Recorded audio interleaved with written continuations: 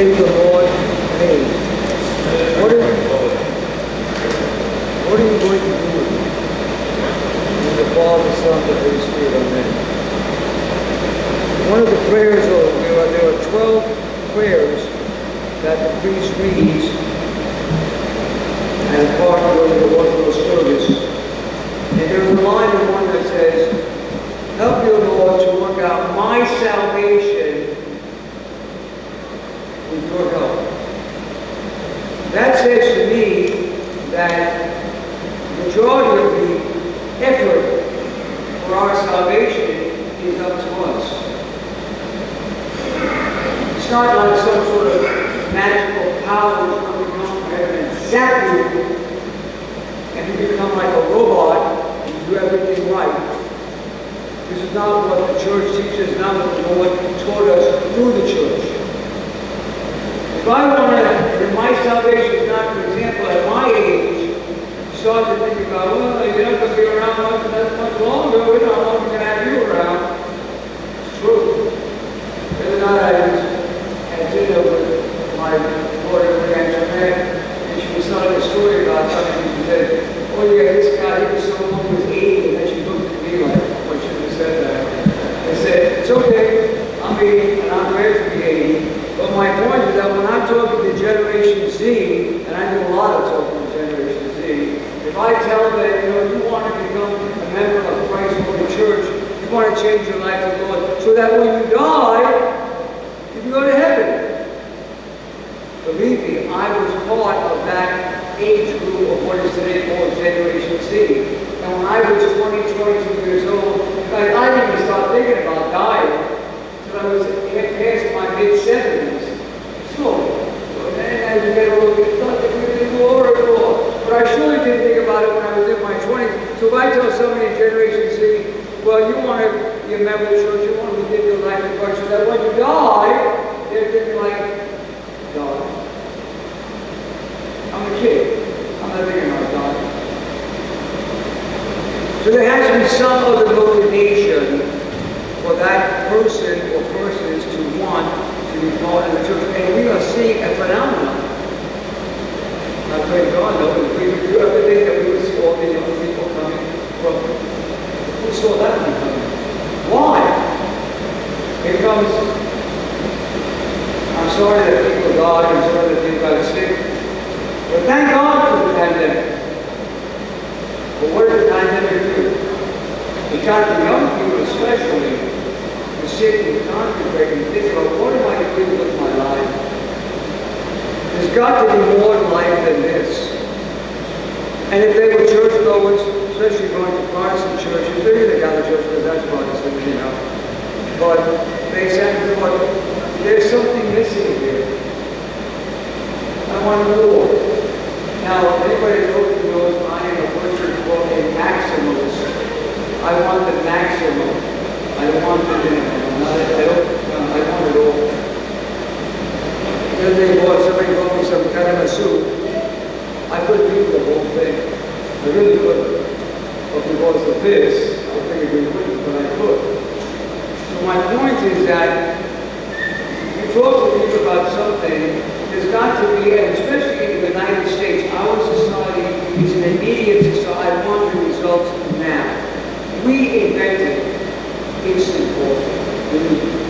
We invented all this instant food, mashed potatoes, put some hot water in the mashed potatoes. We don't know this, because we want it now. So when you talk to a person about what the benefit of being part of Christ's church, there's got to be an immediate benefit now. And there is.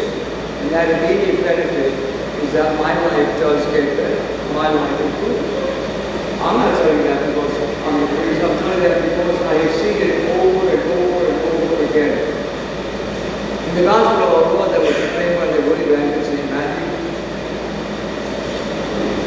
it says in chapter 14, verse 27, "But immediately he spoke to them, saying, Take heart, for thine have no fear. We live in a time of great fear." Generation Z, my friends, how many of you recently, or the last 2 years, graduated from college? Put your hands up, please. be high, you should be proud. You should be afraid. One of the things that I like that's going on in society is there is a general rejection against AI. It isn't because AI might replace spirituality, because AI is going to take people's jobs. And it is. Like it or not, it's a fact. So a lot of the younger people are saying, you know what, we don't want any more AI. We don't want more data centers built, because AI is going to put us out of business. We live in great fear of how we're going to pay the bills. We come out there and we give the 10 back to the church, and we say, oh, you know, I'd like to give that for it, but, you know, I don't have it at the end of the week, I don't have the 10%. Well, the Malachi says that we're supposed to give 1/10 back to the Lord of our first fruits. That means at the beginning of when you get your paycheck or whatever you get, you take a 10 out at the beginning. Why? Because it's showing faith that you believe that God is going to come to you. So we're afraid of not being able to pay our bills. We're afraid of getting sick. People are wearing masks all the time. And I want to tell you that, by the way, Isaac, I don't mind to say that. Go ahead and shake my hand. So I've been with this for 30 years, shake my hand. I don't do this because of the pandemic. I do this because 35 years ago, somebody came up and shook my hand and I need to use a Kleenex and I went, we went to the tell me all. I was sick for 2 weeks. So I don't shake hands because I don't want to get everybody's germs, I don't want to give them my germs. So we are so afraid. I go traveling on planes, everybody is like this on the plane, they don't want to get near anybody. How can you live like that? Somebody said to me, they said, well, you were hugging some people. I'm a hug guy. I'm a hug guy. So I am. I'm not one of these people who can Victoria say that. Some people shake hands like this.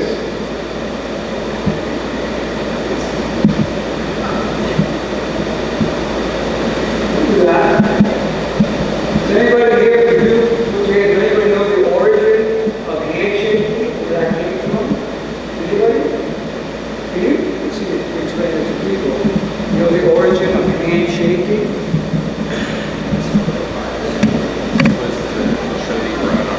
Right. Where's the biggest hugging site? In the East, Mediterranean countries, we still do that. Maybe in Northern Europe, they don't shake hands. But the origin of that was that you didn't have something in your hand in which someone would cross it. You might have a little dagger. Oh, how are you, Gary? In the back. It's true. So the hand was like, I have nothing with which to harm you. That's how handshaking came about. We were afraid to shake hands. And I have to ask, what are you afraid of? What is society afraid of? Price of gas is going up. Commodities are going up. Economy is really falling apart. Oh, I know what to do, Father. What do we do? Well, I'll tell you what you're going to do. You're going to pray about it. Because the economy is in trouble. The economy is, does anybody know what this economy is based on? You know, put your hand up and do it, you know. Okay, does anybody know what this economy of ours in the United States is based on? Alex, I'm too tired to walk over here. Say consumption. Consumption. Not God. You know why they did? You know why the pandemic hurt us? Because people weren't going out to the Dollar Tree store, to Walmart, to Target, to buy. You stop the buying, you kill the economy. We don't make it. When I was a kid, we made a lot of stuff in this country. We don't do that so much anymore. Whether they make in China or Korea or whatever. So we have to keep buying in order to keep the economy going along. So I have to ask, what is our society afraid of? It's afraid of something that's going to interrupt the economic engine of this country, getting all of us to keep buying. What does society fear? Society fears church. Yes, it does. I read a story about a woman, and I'm thinking in my attitude like that.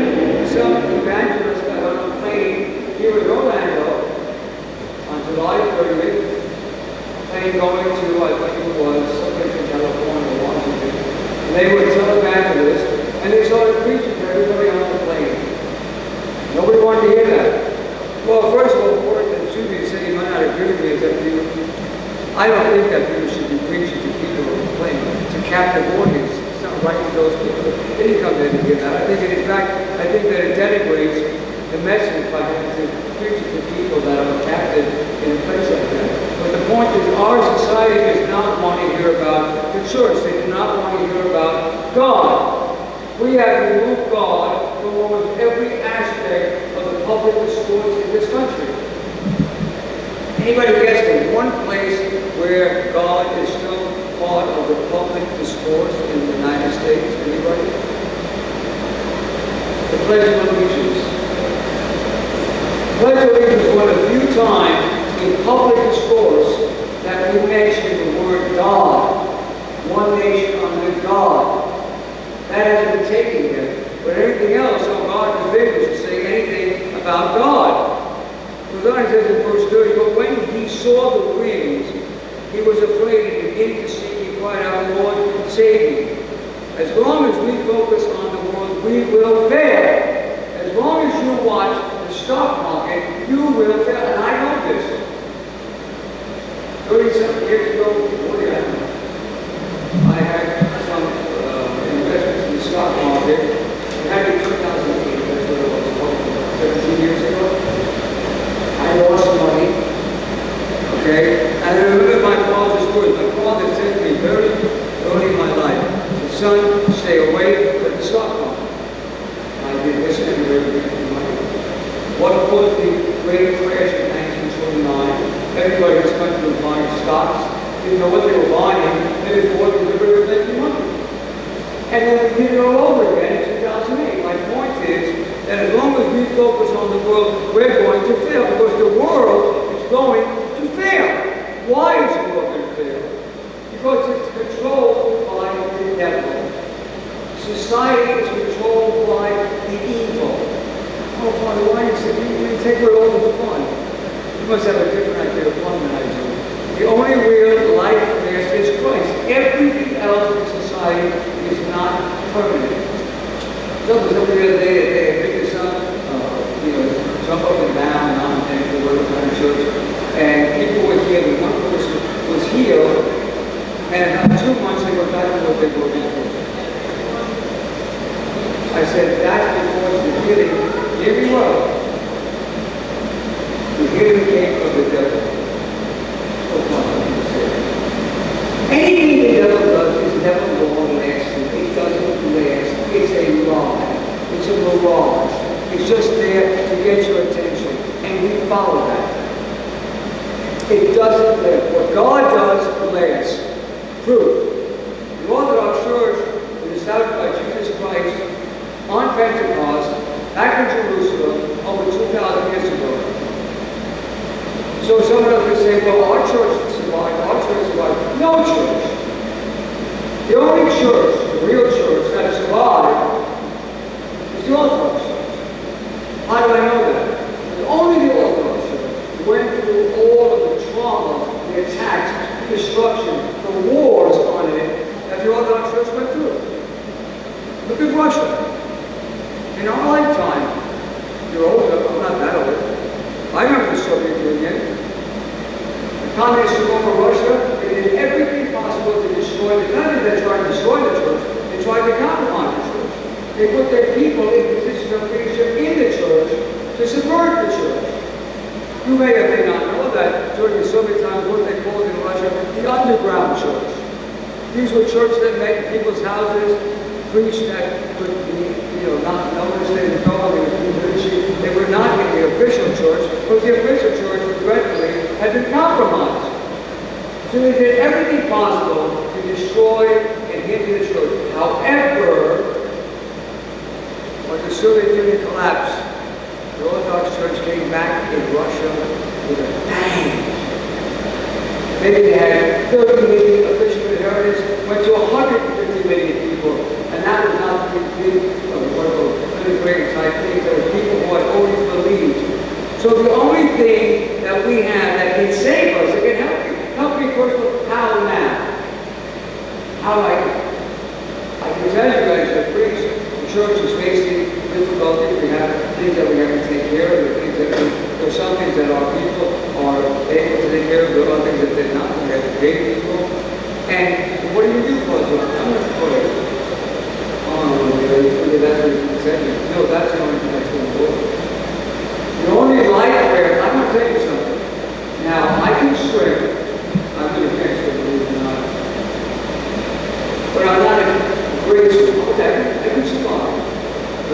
guarantee you, if I'm on a cruise or something and that shit goes down, I'm toast. How long do you think I'm going to be able to swim in that ocean? I need a lifeguard. I need a life vest. I need something. And that lifewear is Christ. When I tell you these, I'm not just taking, I'm not telling you, well, that's going to get me. It's because I did this. You know, I'm 80 years old. And over 53 years that I've been in priesthood church, in the almost 54 years that I have been a priest, I have seen over and over and over and over and over, I can go on all day long, how the Lord has intervened, how the Lord has protected me, protected my family, protected. But there are people that reject the Lord's help. They don't want to be protected by the Lord, and they fail. And when they fail, they say, well, God wanted to do this, but God didn't do anything to it. Here we go. God is a loving Father. I am a Father. My children can tell you I was a lousy father, and I never did anything purposely to hurt my children. Because a father doesn't do that. A parent doesn't do that. God, our Father, doesn't do that. We do that. It says in verse 3, but, oh man of little faith, why did you doubt? We doubt because we put our faith in that which cannot truly help us. Does anybody know the answer to this? What do most Americans put their faith and action into when they have a need? Anybody? What? What? Money. I think it is outrageous. I'm sorry, but I think it's outrageous that we rely on money, that we trust in God. We don't trust in God. We trust in money. Here's the thing to know. There's a war going on between the United States and, well, let me rephrase it. There's a war going on between Israel and Iran, which we are enabling to happen. Guess what's happening? We're running out of munitions. Munitions are paid for by money. All our money is not going to do anything. So we trust in money. We put our faith in money that cannot truly help us. I have known more people, because I visit people, that have a disease and there's nothing they can do. All the money, all the medicine cannot change the results of this disease. And that's because that's what we need. Believe me, I will go back 1967. How long is that? 60 years ago? Almost 60 years ago. My maternal grandmother, who I loved dearly, we grew up in the mountains for the summer. We came back to Brooklyn. I went to visit her. She was in a terrible state. And I asked my grandfather what was, but he said she's been like that. She says she's not getting better. Guess who I called first?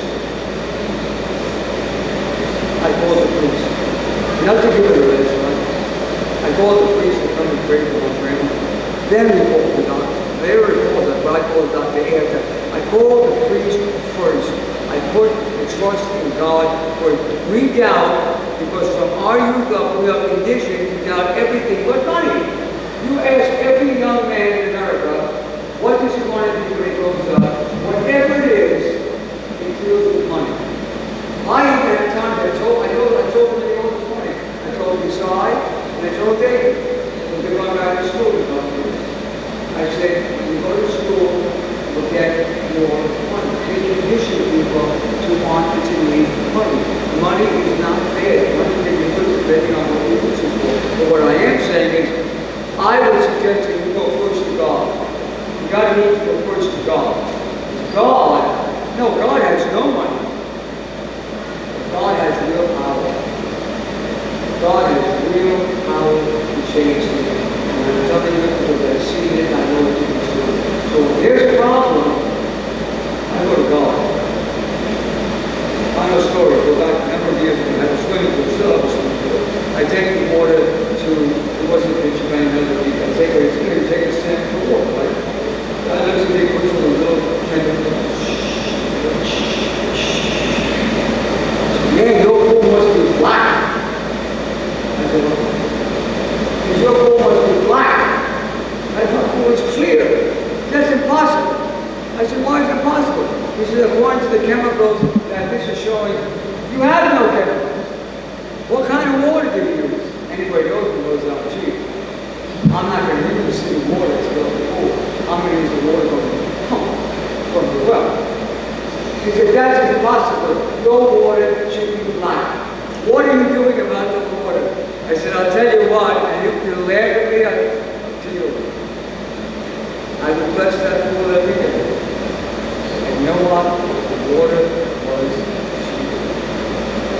Go to the Lord.